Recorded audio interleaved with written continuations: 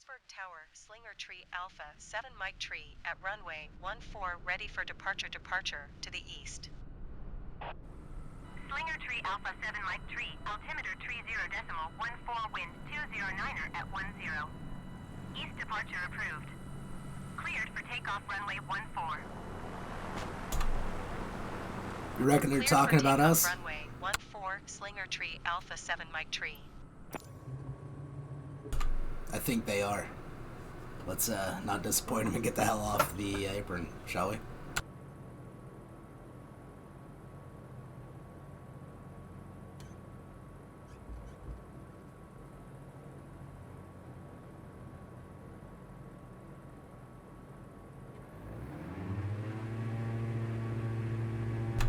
Ladies and gentlemen, we're going flying. Welcome to Hardly Heroic, the Circumnavigation. Part 1, take, I don't know, 4, 5? Whew. Haven't had any problems with landings or takeoffs despite the abysmal weather here. In sunny and beautiful Pittsburgh, Pennsylvania area that really should have spawned in with snow, but we'll worry about that later. Slinger Tree Alpha 7 Mike Tree, continue for east departure. So what we're doing is flying around the world. Alpha 7 Mike Tree, leaving my airspace frequency change approved. Whenever ATC is Pittsburgh Tower, done directing us. Alpha 7 Mike Tree. Man, look at that cross breeze. We're not so much ascending as swimming upwards.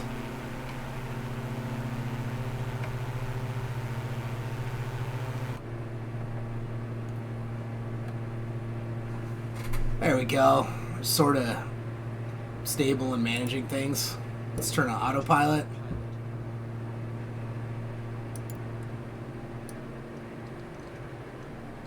Set our altitude.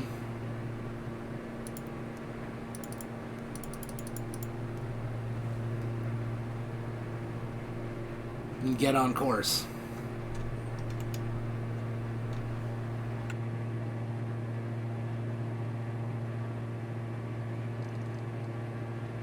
Which in this instance is a heading of 323.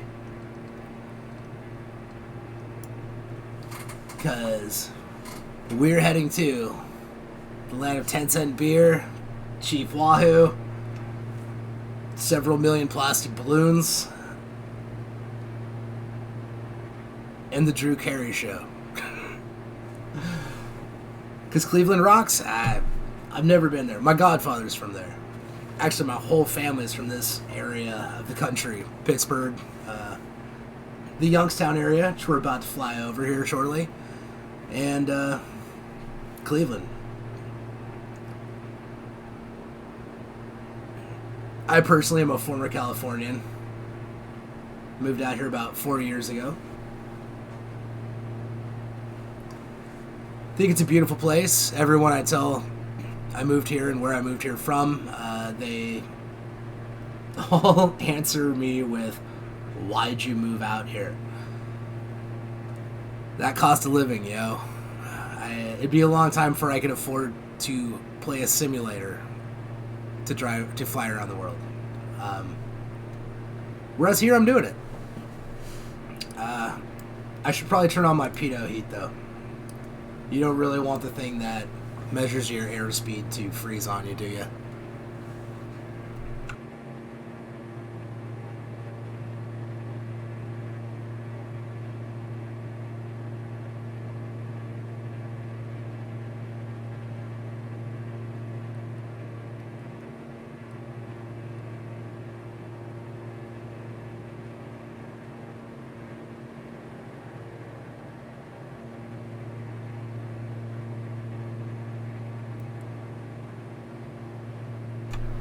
I'm just gonna casually correct the fact that I didn't input my heading lock. The importance a keystroke makes, right? So, like I was saying, this is my 4th attempt at episode 1. we started out trying to go over Niagara Falls, which is absolutely beautiful. Never been there myself. Look at that, Steel City. Hey, take note. Not very much grid structure to this city. A lot of... To be honest, it looks like they built along drainage lines for runoff. It was built during the horse and carriage. Pittsburgh was a place before the car was a thing. Commuting into it, I've only seen worse in Manhattan. It's a fascinating thing. I think it's a beautiful place. It has seasons. I definitely would say that, contrary to what a lot of people out here say, Pittsburgh doesn't suck.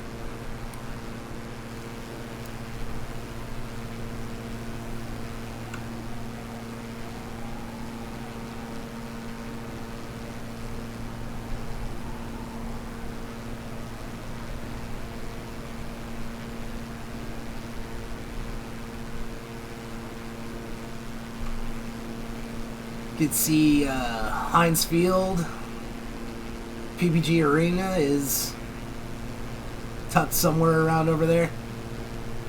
I'm going to say it's just above the tail in the north side, but I'm pretty sure it's actually tucked back in those cities in the downtown south side.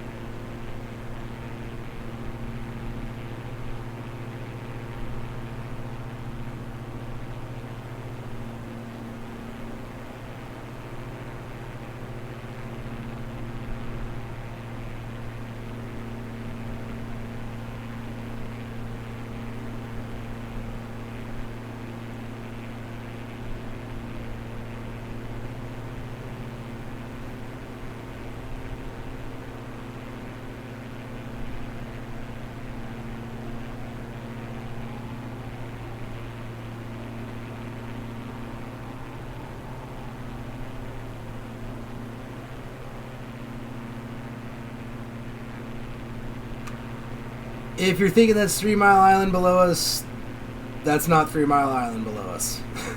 That's somewhere else. This is actually Neville Island on the Ohio River. Just this city right over here ahead of us, that's Carapolis. I'm getting to know these places. I haven't had to drive to that many of them that often yet.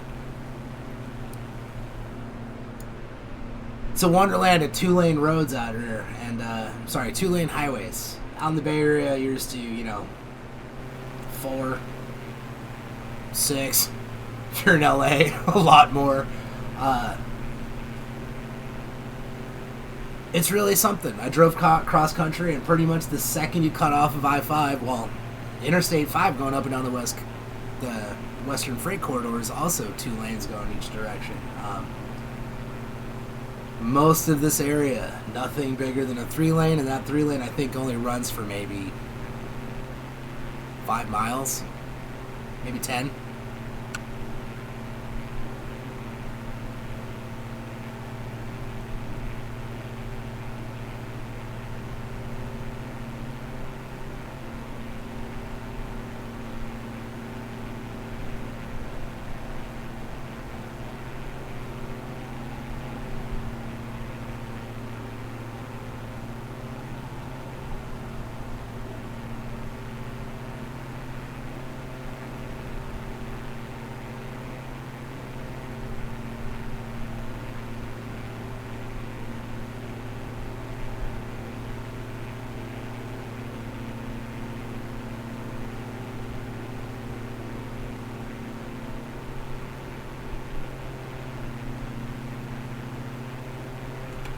So what we're going to do here is we're going to follow this here Ohio River. It's going to cut left just before Beaver Falls. It's a unique place in Pittsburgh. I'm pretty sure Rube Waddell is from that specific neighborhood. He's the outpitched Cy Young, but it's called the Cy Young Award for a reason.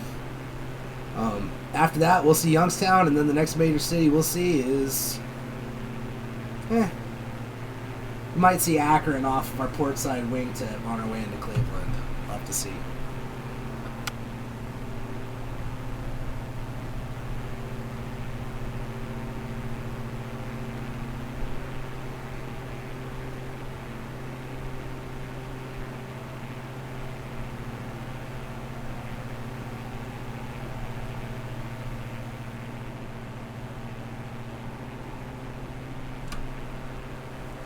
When we get to England, I'm going to love flying along the Thames River just because Bywater's the first really, I don't know, modern contribution to logistics outside of, caravans and pack animals to move large masses long distances in short periods of time. Tremendous portions of this area exist along this river. Like, they were completely reliant upon it.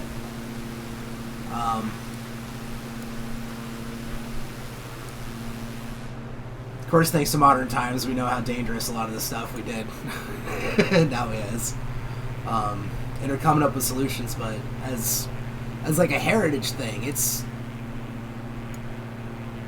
I'm pretty sure that's a rail yard over there for switching, but consider the just massive amount of heavy movers that service this area now and serviced it in its heyday, because its industry has shifted maybe, 2/3? There's maybe a third, if not less, of the mills that were originally in operation still going today. A lot of robotics and medicine out here now. A lot less train cars needed for that, unless it's shipping coal for power plants.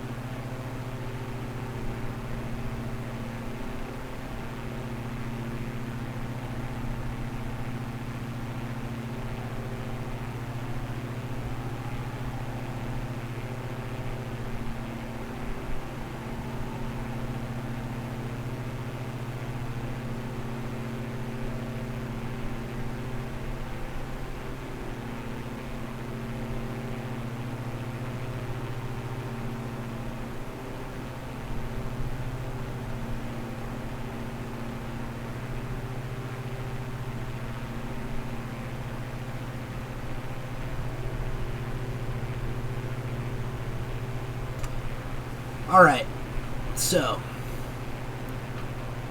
why do this, right?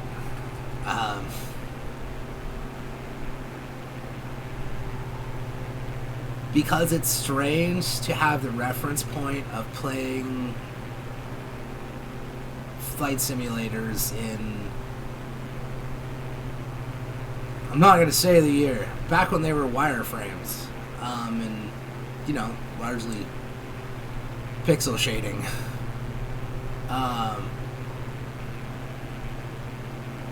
Could have never done this back in the day and had it look like this. Now, I'm old enough and responsible enough to have kept my PC running and crap free long enough to have it be an asset for a game like this getting released, and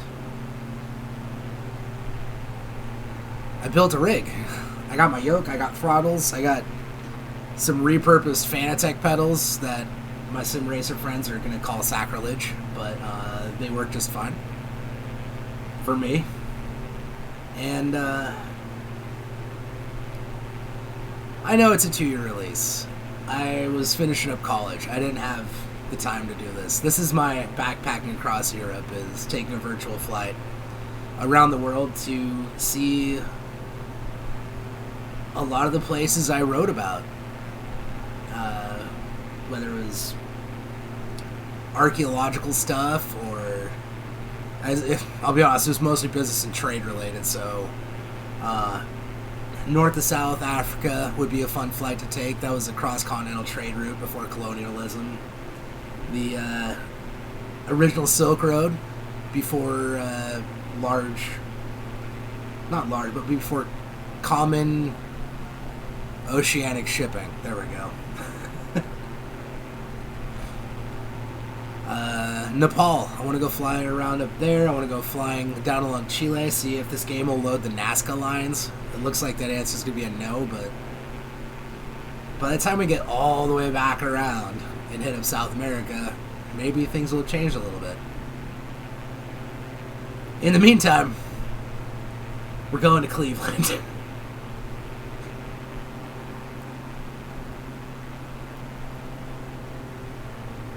Formerly, never been there.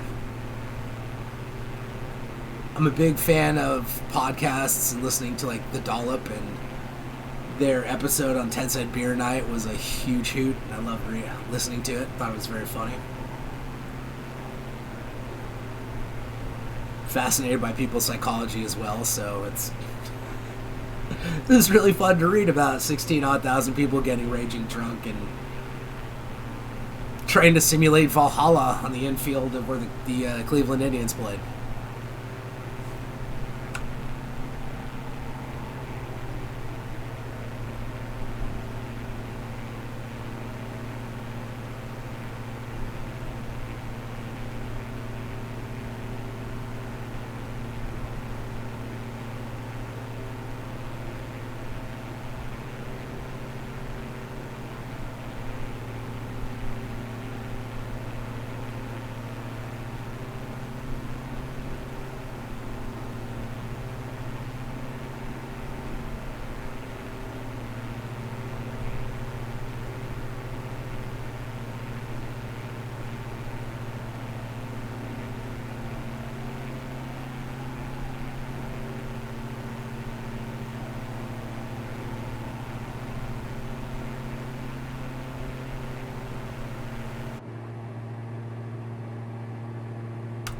See how bad that wind is.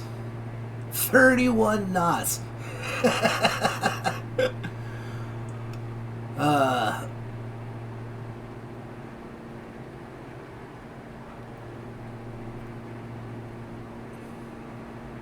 a small jolt right there. Well,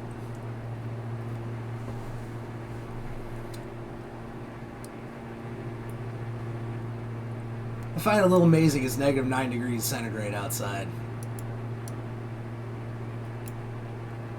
And we're not freezing up. I acknowledge it is largely moisture dependent, but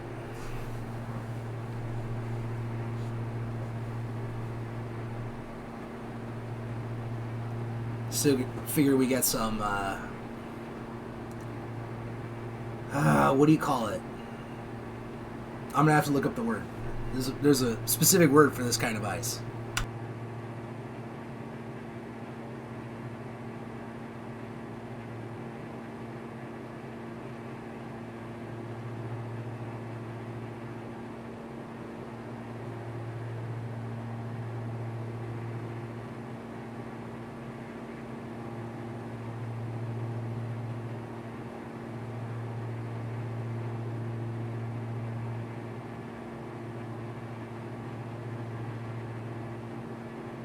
Still looking.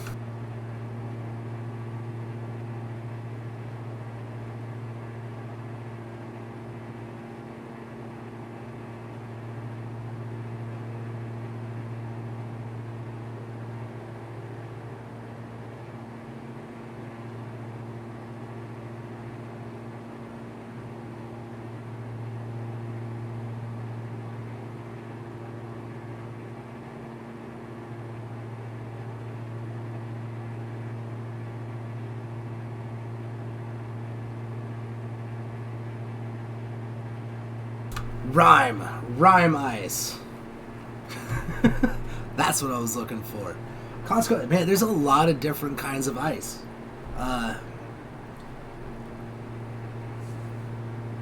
Before moving to Pennsylvania, I thought it was odd that the Inuit had like 1,000 different words for snow. And having lived out here now, oh yeah, there's snow's like a blanket statement for all manner of crystalline solids that fall from the sky. It's not one specific type. It's like Forrest Gump and shrimp. Like, you got your dry snow, you got your wet snow, you got your blown snow, you got your still snow, you got your snow that develops when the dew point drops below a certain point. You got snow that falls like small little pellets, you got snow that falls like down feathers. Dry and wet varieties for both of those.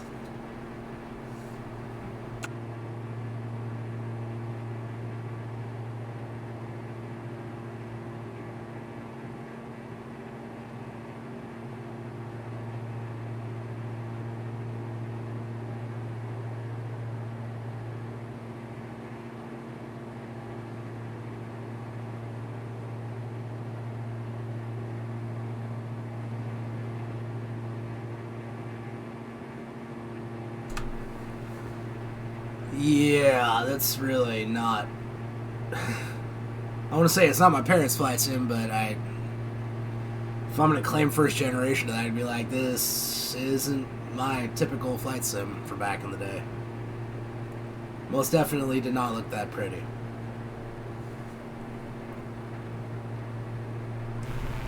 Ooh, on the subject of pretty, let's introduce our aircraft for this sojourn.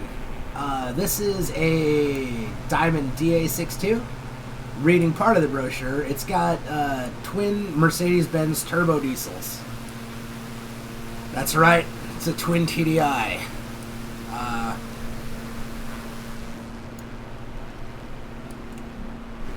I'm actually a turbocharged 6 fan, like gasoline, not diesel. But the idea of the efficiency on it was quite cool. The fact that it's designed like a glider, also cool. The fact that it can supposedly run on one engine perpetuity once it's up in the air, also cool. And then look on the inside. I think it looks analogous to an A6 intruder. May have read a few. Some of those Dale Brown books from back in the day.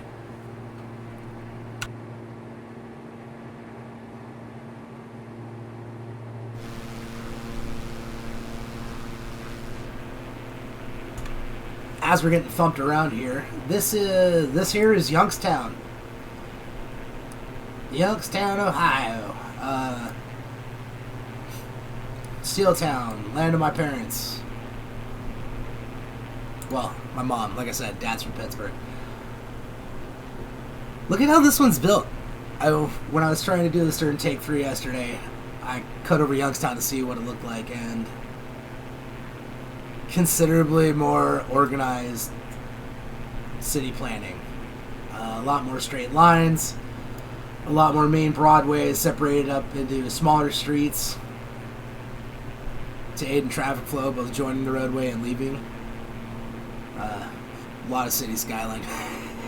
Don't get me started on how City Skylines is different from SimCity.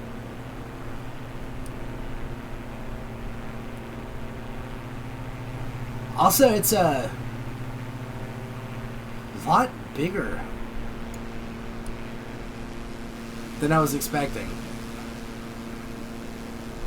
I don't know, unless it's like a major city, as, you know, one of like the big 10 or 12, New York, Chicago, Los Angeles, Seattle. Not piss anyone off. Atlanta, Miami,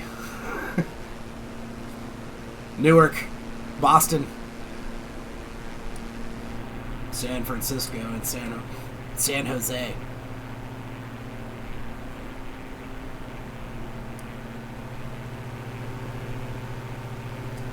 It's a good-sized area with a lot of single-family homes. A lot of them.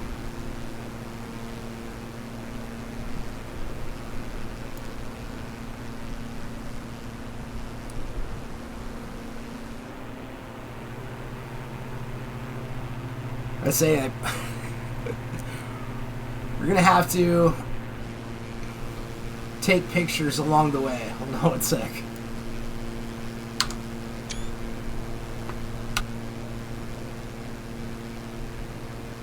And we'll compare suburban sprawl across the world as we witness it.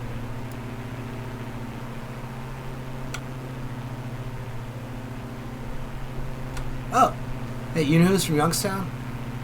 Al Bundy, that's who. Polk High School is, okay, so Al Bundy's from Chicago. Ed O'Neill apparently went to high school in Youngstown during the time that my mother was going to high school out here. And Al Bundy played some high school football in this neighborhood. So did, I think he's a cool guy. I'm not sure. A lot of people laugh about it. John Matuszak, the guy that played Sloth in the Goonies, and Tonda in the movie Caveman. He's from out here.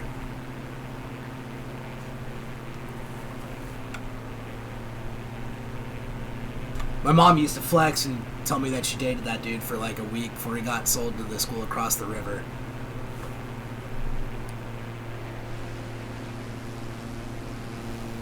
I don't know. I've overheard enough high school football conversations out here to be like, I can see it. Buy that for $1.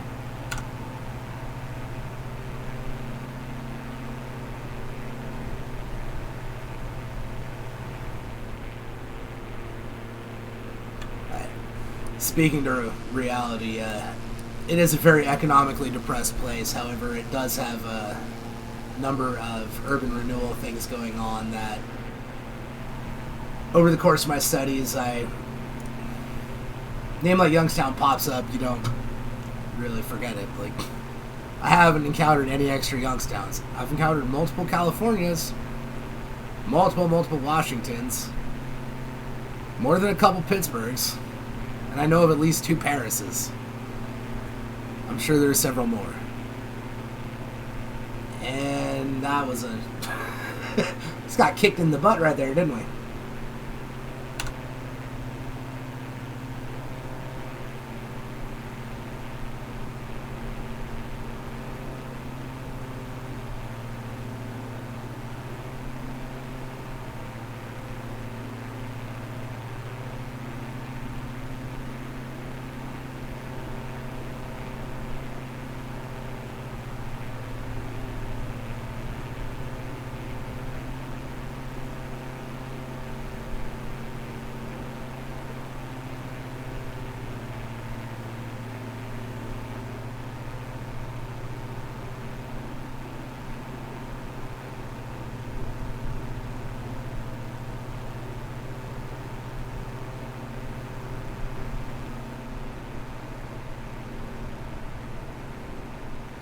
Another rail yard, another huge factory complex.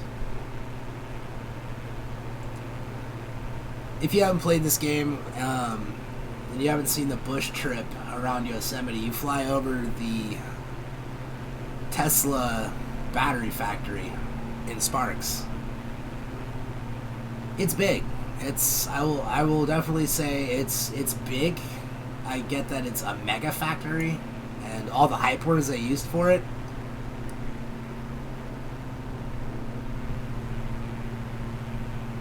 After Cleveland, we might head west to Detroit and just see how big they went in the awkward silence, forgotten portions of America. You know, outsourcing was a large part of my studies, so I'm humbly aware that I'm flying over what is a business graveyard. And a reminder of how on top of it you can be and how completely prosperous things can be, and then how quickly they can turn around and not be that way.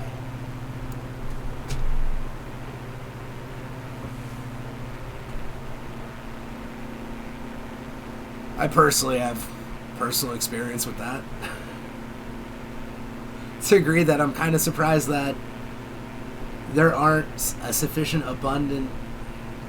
people in sufficient abundance to witness changes to practice to reflect that. There we go. It's a sustainability soundbite for you.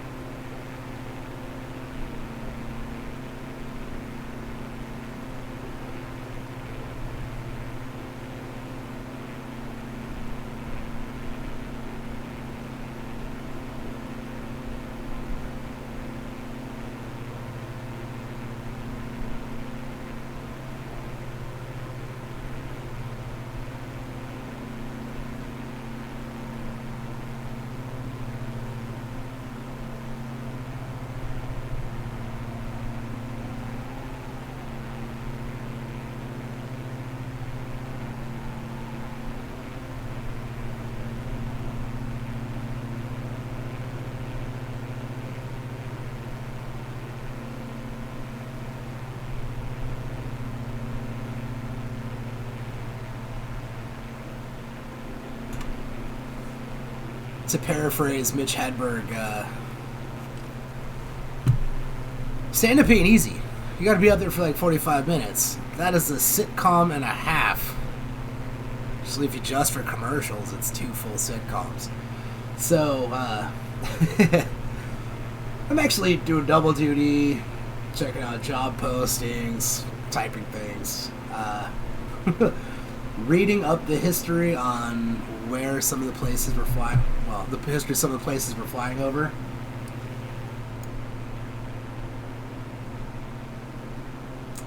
I have no idea what racetrack that is.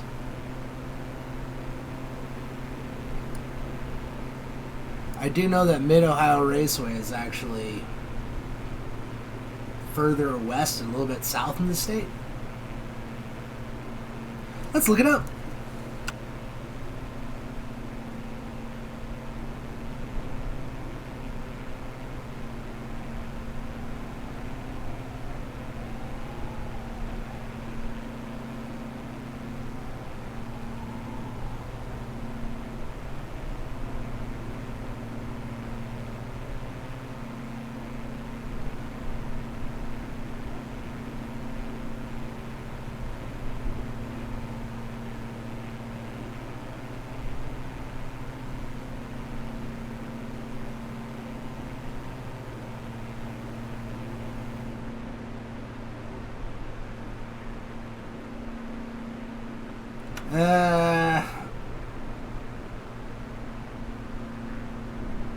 Oh, you know what? There it is. I think. It's called the...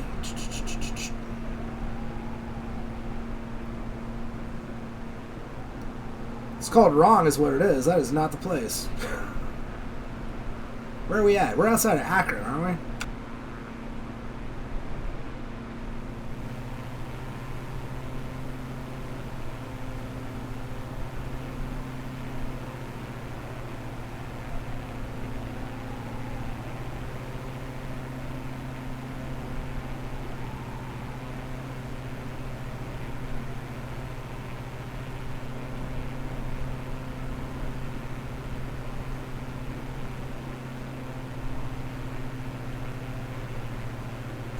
Alright, for levity, that was Ohio International Raceway.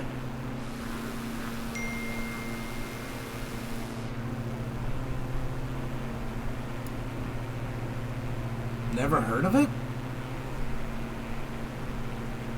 It's got a nice layout.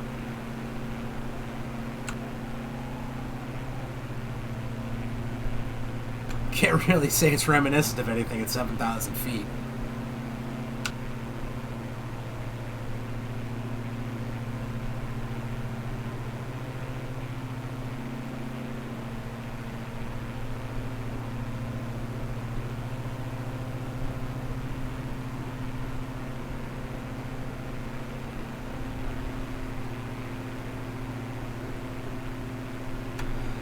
Back to the Mitch Hedberg thing, and 2 full sitcoms. Yeah, my encoder won't run that well for that long, so flights are going to be an hour, maybe less. I'm going to try and, for the sake of posting it and having it available as an alternate source, just post the engine noise, like it's going right now. So have a good, 10 or 15 minute portion of whatever flight route I'm on at the time. Just be for listening. Sit back, relax, close your eyes, and just listen to the hum. Because, dude, how easy would it be to sleep on an airplane if you weren't having to stay vertical?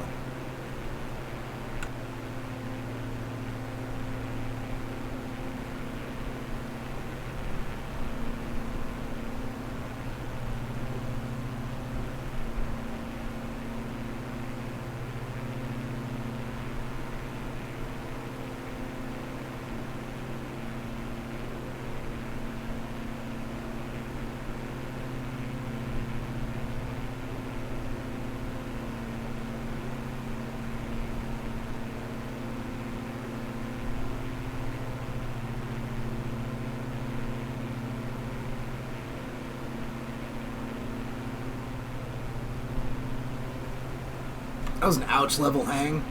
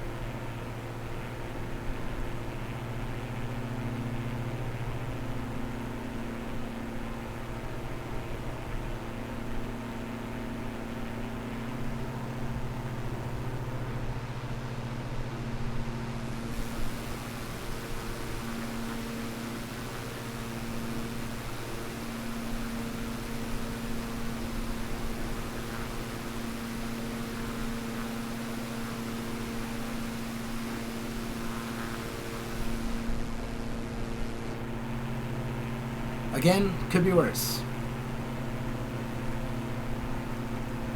It could be running at 25 frames a second in Hercules monochrome as a wireframe.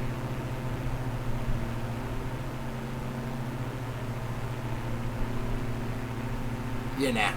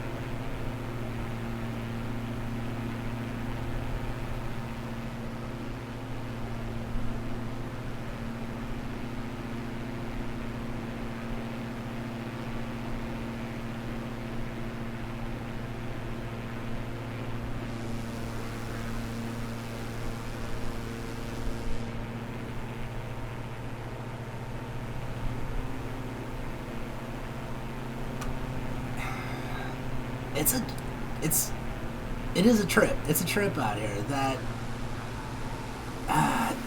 admittedly, it's more people than the West Coast. The West Coast is heavily collected in a few central locations. Sacramento, Seattle, Portland, San Francisco, the Bay Area, not just San Francisco, come on now. Los Angeles, San Diego. Out here, it's heavy to intermediate everywhere in a gradient, all the way into pretty much the Mississippi River Valley.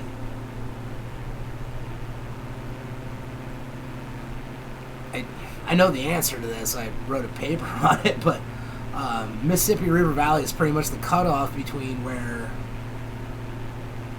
we went from a nation that the transit or logistical standard was horse and buggy to train.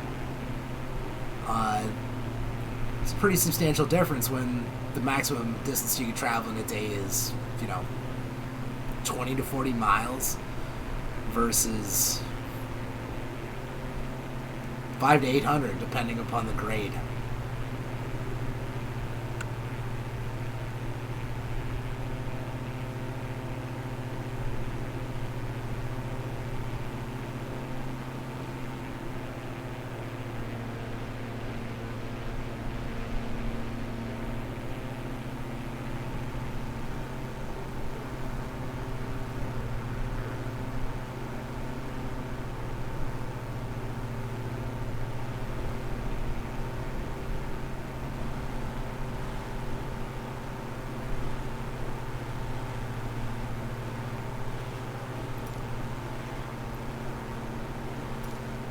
Approach Slinger Tree Alpha 7 Mike Tree is type Diamond DA 62 7 miles southeast of Kilo, Lima, November, 7,000 feet. Request clearance to transition Bravo airspace. Slinger Tree Alpha 7 Mike Tree, Cleveland approach. Squawk 4735. Squawk 4735, Slinger Tree Alpha 7 Mike Tree. Slinger Tree Alpha 7 Mike Tree, radar contact 6 miles southeast of Kilo Lima, November, 7,100 feet. Cleared through the Bravo airspace. Maintain own navigation. That was... Cleared through the Bravo airspace, Slinger Tree Alpha 7 Mike Tree. I sound nothing like that. We're exactly asking to transition their airspace now, were we?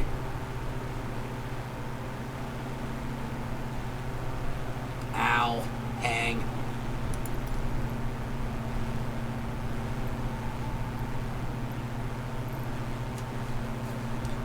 Let's see, what airport are we going to here? KPKL.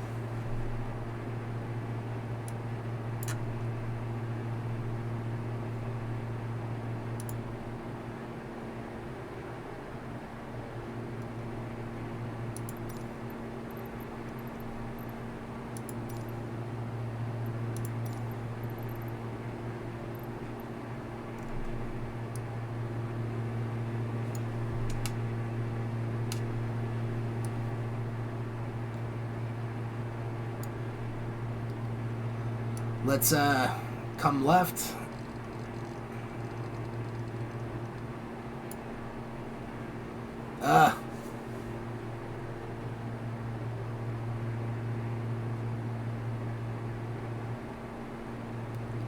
There we go. Yep, they're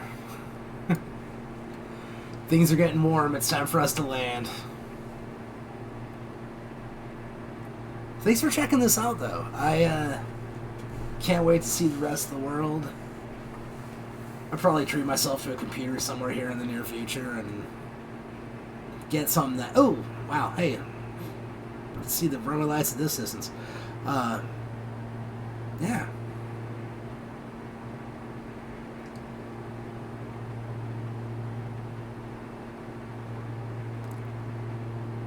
Fly around the world. Check out cool mountains and stuff.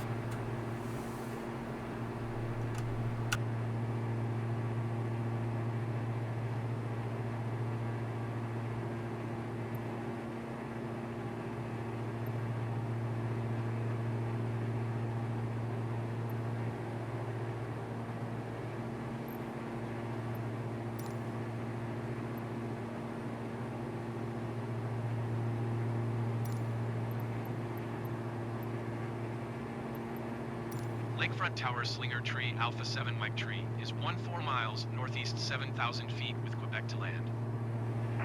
Slinger Tree Alpha 7 Mike Tree Lakefront Tower.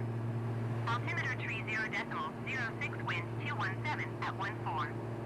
Make straight in runway 24 right. Fly straight in runway 24 right, Slinger Tree Alpha 7 Mike Tree. We're going in full send.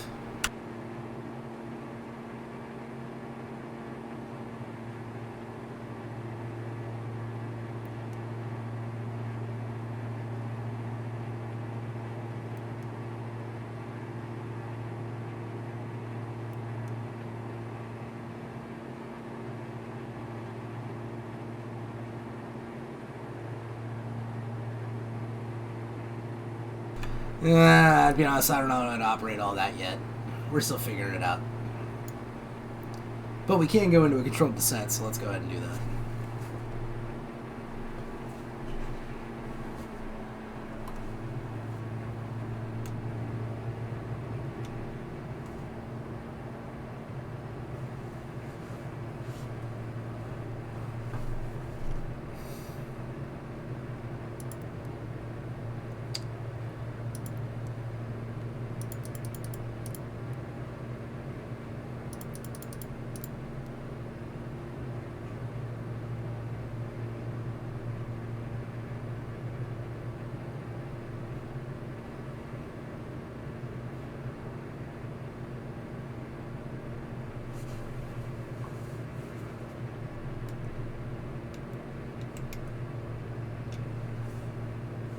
I think we're on the ball for this. This may actually look pretty good.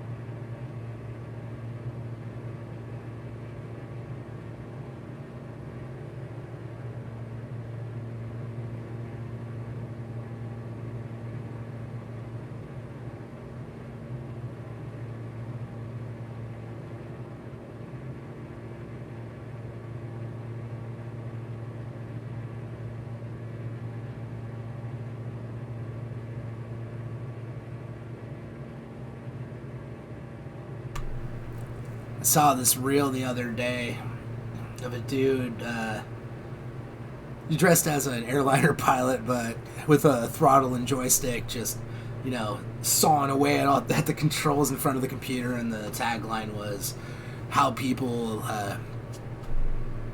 think I perform my work."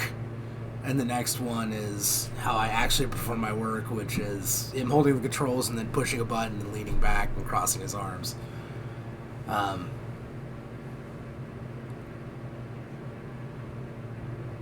Yeah. It's going to be a game here at some point to see if I can land this thing completely with these controls over here.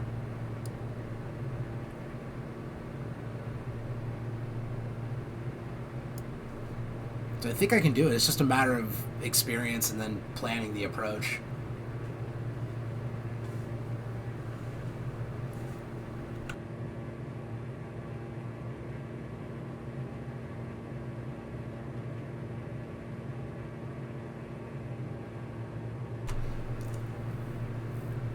I don't think I mentioned it this time through. Tree Alpha 7 Mike Tree. Yeah, that's the tail number from the plane on the... Slinger Tree Alpha 7 Mike Tree, wind 232 at 11. Cleared to land runway 24 right. Cleared to land runway 24 right, Slinger Tree Alpha 7 Mike Tree. I licensed it from the Beastie Boys. No, I didn't license it. I appropriated it. I don't think you can copyright lead speak, thank goodness.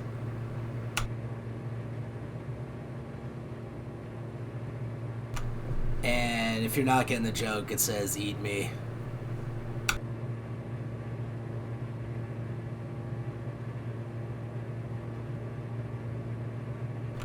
License to Illin. One of the best albums ever.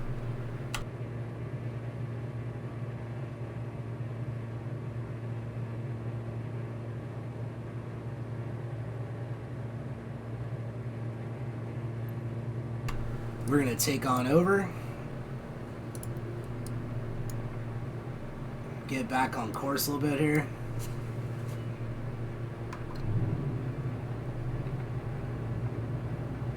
Throw the wheels out. Throw the flaps down. And correct our course.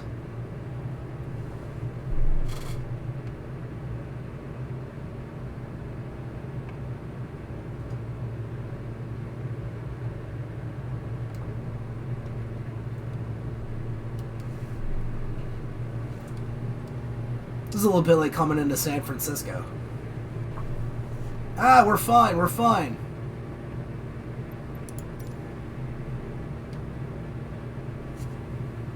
Of all the things that have happened.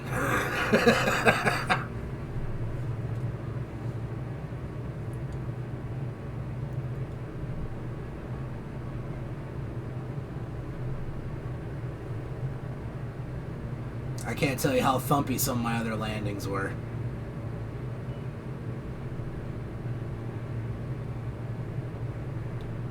Oh, shoot. So, problem with the Fanatec pedals. Okay. Whew. When you first log in, or spawn in, they respond very violently to input. We're starting to fall short.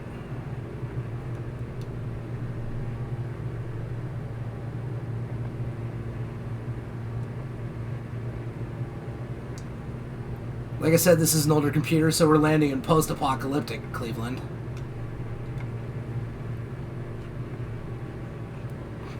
I suppose smoke them if you got them on jokes about, no, it's really like that.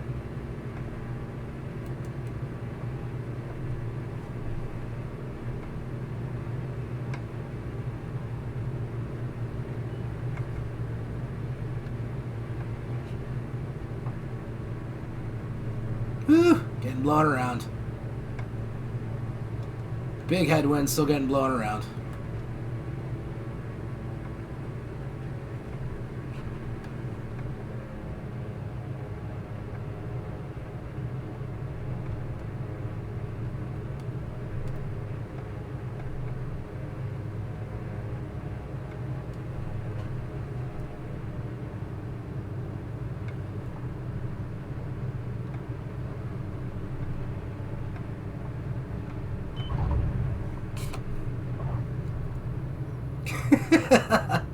Oh, and there's a curb right in front of us.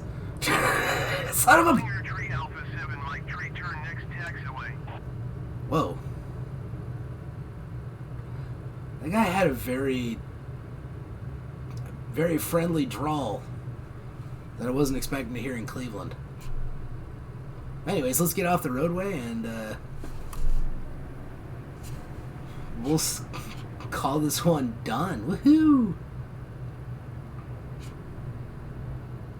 Slinger Tree Alpha 7 Mike Tree contact ground on 121.9er. 121.9er for Slinger Tree Alpha 7 Mike Tree. Why is my dude some... Did everyone have a stroke?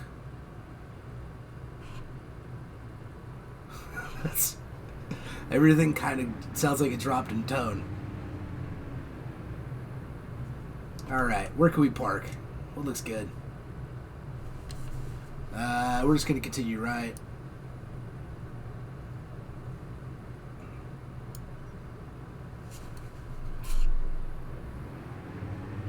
Oh.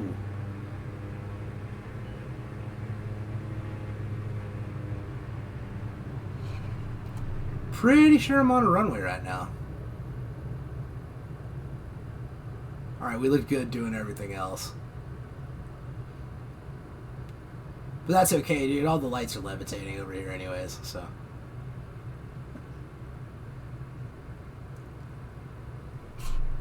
We'll get more clutch out of the game next time. We'll park over here in the levitating plane section.